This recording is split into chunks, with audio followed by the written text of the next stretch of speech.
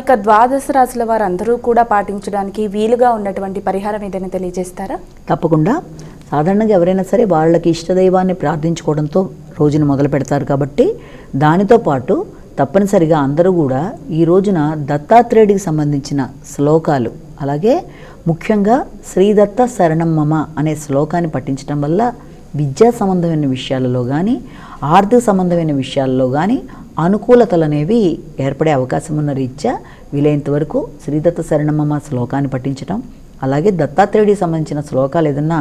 మీరు చేయగలిగితే వాటిని చేయడం, ఇవన్నీ కూడా మంచి ఫలితాలు ఇస్తాయి. అయితే ఈ రోజుననే కాదు, ఎప్పుడైనా సరే మనం చెప్పే ఈ రాశి ఫలాలు అనేవి సామూహికంగా చెప్తున్నాం కానీ ఒక వ్యక్తిని ఉద్దేశించి చెప్పడం లేదు కాబట్టి ఇవి అందరికీ వర్తించేవి కనుక వీలైనంత వరకు ప్రతి వ్యక్తి కూడా తమ తమ జాతకంతో, అంటే వ్యక్తిగత జాతకంతో అనుసంధానపరుచుకొని వీటిని చూసుకుంటూ ముందుకు వెళ్ళి ఏదన్నా అవరోధాలు ఏర్పడుతున్నా వాటికి సంబంధించిన చిన్న చిన్న పరిహారాలు పాటించుకుంటూ ముందుకు వెళ్ళినట్లయితే తప్పనిసరిగా అనుకూలంగా ఉంటుంది. కేవలం ఒక వ్యక్తిని ఉద్దేశించి మాత్రమే కాదు కనుక అన్నీ తమకే వర్తిస్తాయి అన్న భావనలో